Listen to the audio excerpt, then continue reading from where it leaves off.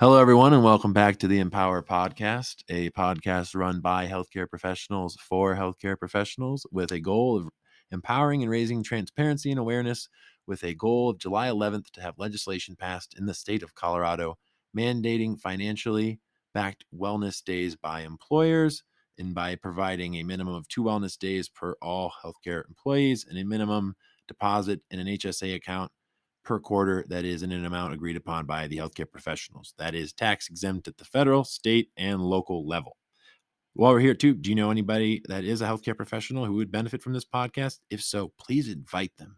Our goal is to continue running this with healthcare professionals at the helm, and we're always looking for new voices to join the conversation.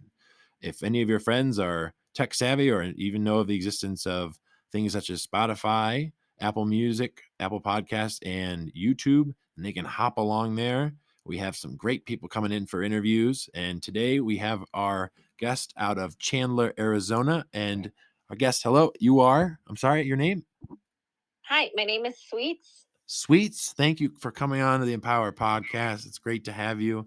We encourage our listeners to share their experiences anonymously. And if you prefer, you can also email us at empower1@proton.me. Again, that's the word empower and then the letter A, then the number 1 at proton.me. We also are looking for volunteer team members who can assist with day-to-day functioning, editing of videos and of podcasts. We've made it very simplistic, believe it or not. There's someone who's putting together a guide, so it's not as intimidating as you all think. So follow us on your preferred platform of choice and stay informed and empowered in this ever-changing landscape of healthcare. So sit back, be yourself no matter what, and get ready to be empowered. So, Sweets, this is a part on the show where we give a big thank you at the beginning of the show to all the members of the healthcare field. And if you have anyone specific, or if not, or in a specific location of the world, anybody in the workforce that makes a difference, you know who you are. Truly, you're number one, and we love you. This is for you, Sweets. I'd just like to give a shout out to housekeeping. They are the backbone of every facility. They are a huge integral part of making sure that our workplaces look amazing. And also to dietary, they are amazing as well. And even all our CNAs, I can't do what I do without my CNAs on a daily basis. So I just want to thank all of you guys out there that are listening. If you work in environmental services, housekeeping, dietary, thank you so much for all that you guys do. You guys are truly the unsung heroes of the facility. And to my CNAs, without you, I couldn't be successful at my job. Oh, and did we get your job title, Sweets? I don't know if we did. So I am an LPN. I'm a floor nurse. I work in Chandler, but I also work up in Globe as a home health nurse. Globe. Now, how far is that drive? I for those listeners who don't know, because I did work in Globe. So for those who did know, it's about an hour. I drive about an hour and 10 minutes to Chandler from my house once a week because I am right now. I'm PRN at the facility that I work at. Yeah. Okay. We're gonna go next to the next part. Thank you for that. So, can you tell us a little bit about you, your passion for the profession, how you found the passion for working, and your passion within healthcare? I started when I was 18, right out of high school. I was short a science credit from graduating, and on a whim, I took the CNA course, which would get me the credit that I needed to graduate from high school way back before the Earth's crust cooled. And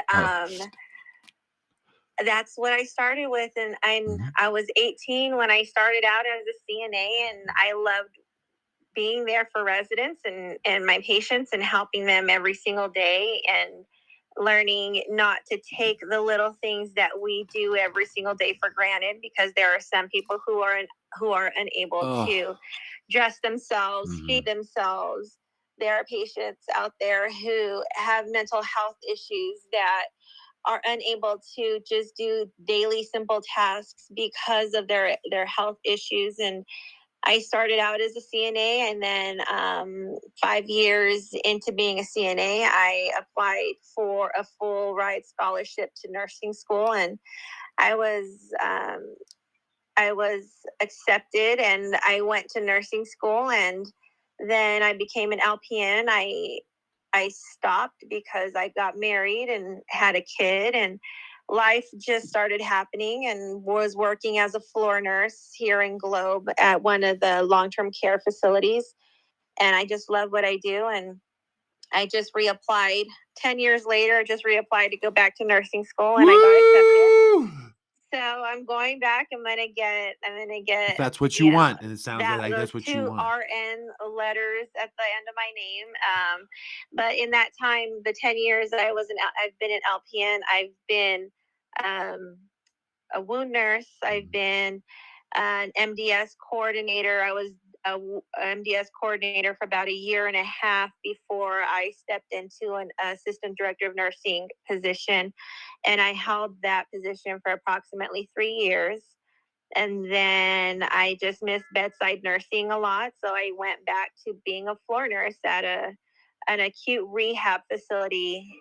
And so I do that, and I do home health care here in Globe. And, a lot of it is evidence based practice that we're helping people um, stay healthy after getting out of the nursing home or the hospital. Some people, there's a trend now that a lot of patients are going home on IV antibiotic therapy as opposed to going to a skilled nursing facility, because it is a lot cheaper to do so. And so that's one service that we provide. And we also do wound care, we do lab work. It's an everyday new day when it comes to home health nursing. So I love what I do. Wow. Oh, okay. So this is the part of the show where I take it and I ask myself, Brett, does this person make you feel empowered? And yes, I totally do. You totally make me feel empowered as just your own being. Uh, Sweets for sure. So here's the next big juicy question that I guess everybody wants to hear. What, in your opinion, is happening in healthcare? Um, we're seeing a lot of shifts in people who like to look up their possible diagnoses and becoming more aware of their, issues that they're having. We're seeing an uprise in people who are becoming more open with mental health, and we're seeing a shift. Many people, I remember when the Redonda Vought case came out, and people were asking me my opinion on the subject, and how nurses are pretty much being overworked, and how could somebody make such a huge med error, and people place so much blame on the nurse. But at the same time, if you actually work in the medical field, and if you actually work as a nurse, there are safeguards in place, and people fail to see that there were safeguards that were in place that did not That weren't acted on. keep the accountability where it was supposed to.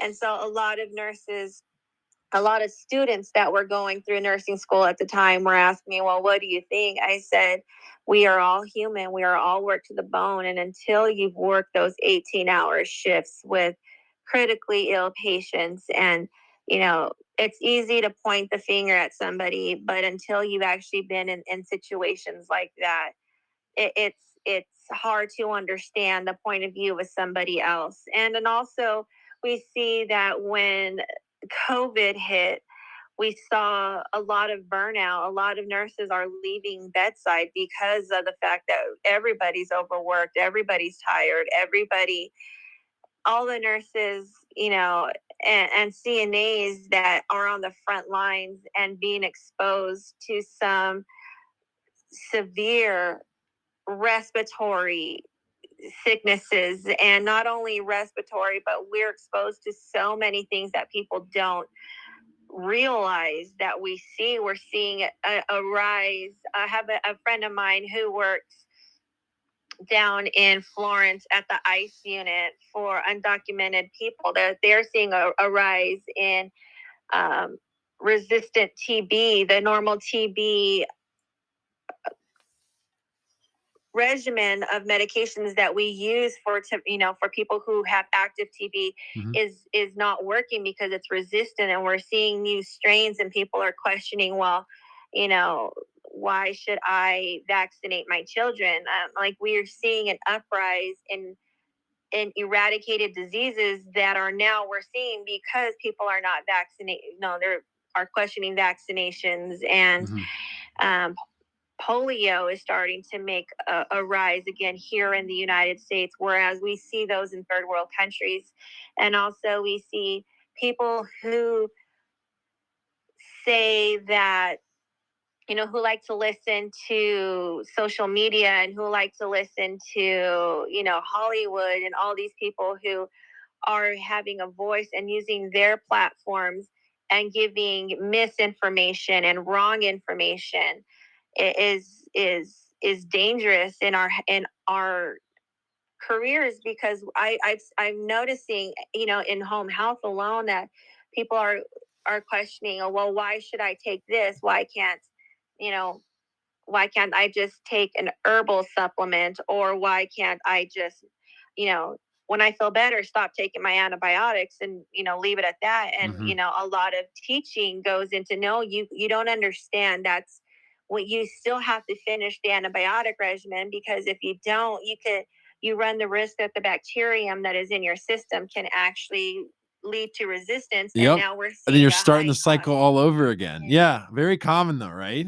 Right. And, even I have a patient who is a retired nurse, and she's like, I remember that vancomycin was the new drug of choice for antibiotics before I left the profession.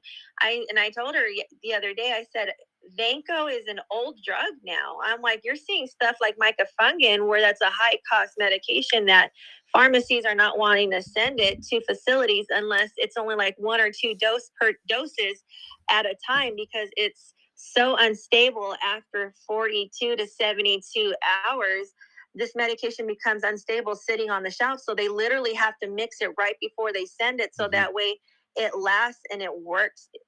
And so I was telling her, this is a huge shift, because people stop taking their medications, and it's a vicious cycle, and they end up right back in the hospital. And then I see them, at my facility, or I see them at home health on 6 to 8 weeks of IV antibiotic therapy, because they're coming home with MRSA, and they're coming home with staph infections. And I'm like, and people are sick, but I'm like, you guys, you got to do your due diligence too. And so that's the shift that I've been seeing in the past couple of years. Right. Wow. Yeah. Thank you for sharing that. That's not even an area I thought about too, and I'm glad that we have the Empower podcast for this. So, is there any like issues that employers, I guess, that you feel like they're not addressed, or they weren't really like addressed fully? Like, are there any like past or present incidents that maybe you could mention that maybe could have been handled a little bit better, weren't handled really at all? Maybe could have that you thought maybe were even handled very well. Like, and like, what did the employers say? Like, what happened? What did you say? What actions were taken? That kind of a thing. One of the biggest things when I was an ADON, prior to going into that management position, I saw a huge disconnect between management and the floor staff. And, and not even the nursing management section, but everybody as a whole. If you look at where you work, nursing is the biggest department, and so it's easy when things go wrong to point fingers and say, well, it's nursing's fault, it's this fault. And one of the things that I really pushed for was, I wanted to get to know my staff. I wanted to know them, make sure that they were doing okay. I wanted them to know that if they needed help at any time, I was there to help out and be like that bridge between floor nursing and management. And I always made sure to go out of my way to let them know that they were all appreciated. And I thank them, for their hard work, because it is hard work. Some people do 8-hour shifts, others do 12. And that's 8 hours of your day that you're with the same group of people, or 12 hours a day, and you see them day in and day out. And it's a thankless job sometimes. And family members tend to take their frustrations out on the staff. And I was just always wanting to make sure, just to let them know that you're appreciated and I see you, doing your job. And make sure I always said hi to everybody, whether they were nursing, if they were environmental services, if they were maintenance, if they were dietary, if they were in the front office, if they were therapy. Because at the end of the day, we all have a common goal to make sure our patients are taken care of to the best of our abilities. And that if they're set to go home, that they go home and have the best possible outcome and best quality of life being home. You know what I mean? Right. And that was the biggest thing for me. And even now, even though I'm not in a management position, I still, ask my aides, how you doing? You doing okay? Do you need help with anything? Same thing with dietary and therapy. Like, we all talk. I always ask them, when I do work day shift, like, how's my patient doing? Did they participate? Like, are they meeting their goals for their plan of care? That way, when I have to do my notes, my chart notes for them, and I do my charting, I can input that little bits and pieces.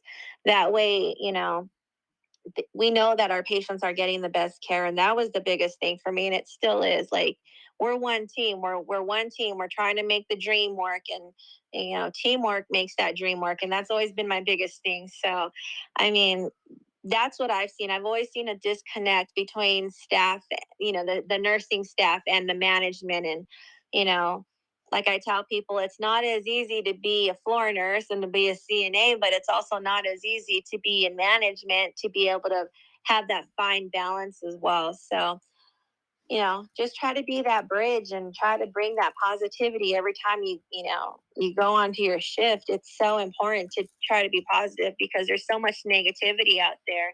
Like, I say a prayer before I walk in the building every single day. And when I go see my patients, when I start the day, I'm like, Lord, help me to, if they're sick, if I'm working home health, God, help me out, help me to make sure that I give teaching to my patients, so that way they can understand how to be healthy and not go back into the hospital. And when I'm at work, Lord, help me to take care of my patients. If they're starting to get worse, like, help me to, like, see that assessment and do that assessment quickly and assess the situation.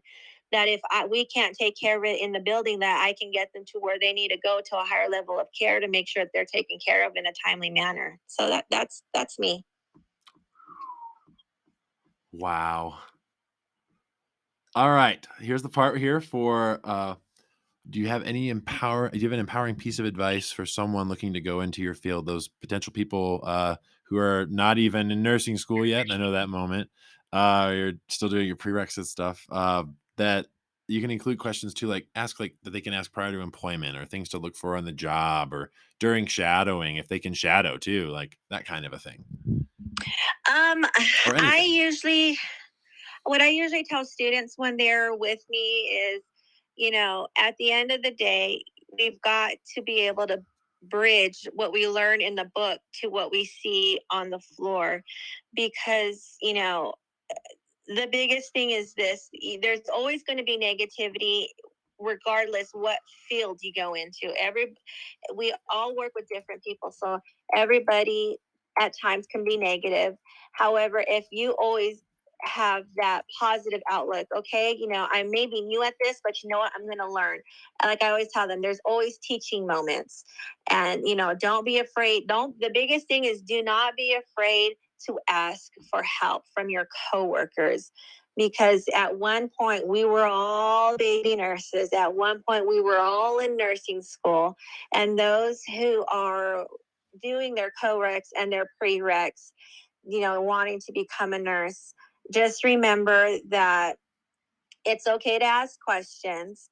It's okay to ask for clarification. It's okay that if you're unsure about something, like, don't be afraid to ask for help. That's the biggest thing.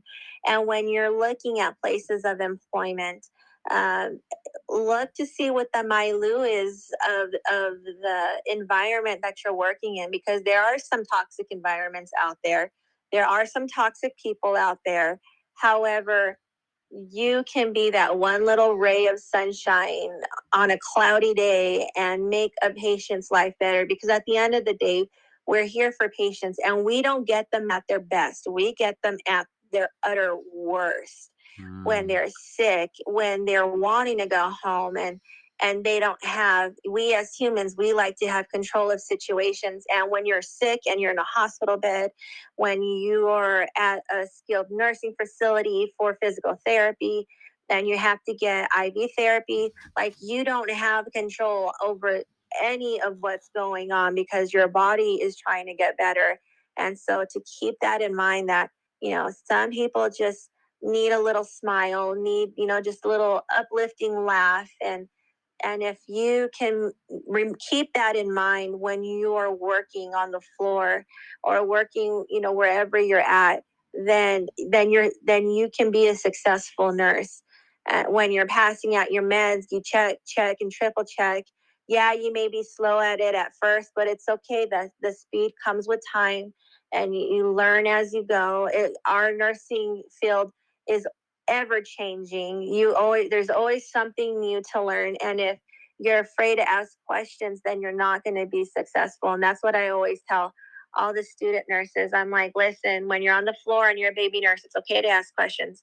It's okay to go ask for help if you don't understand something, because at the end of the day, we want to be safe. Patient safety is our number one priority. And if we can keep that in mind, then we'll all be successful. Well said. By the way, Air 5 all the way from here in Colorado. So I'm going to close here with this empowering quote. I want to thank you again for coming on to the show, and love to have you back if you'd be willing to come back. No worries. Thank you. Yeah, this quote is by Maya Angelou. It is, people will forget what you said.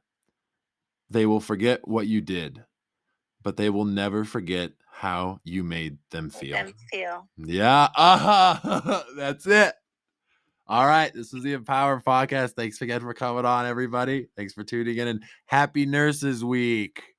Yes, happy Nurses Week, everybody. Be safe out there. Yes. All right. Bye for now. Bye.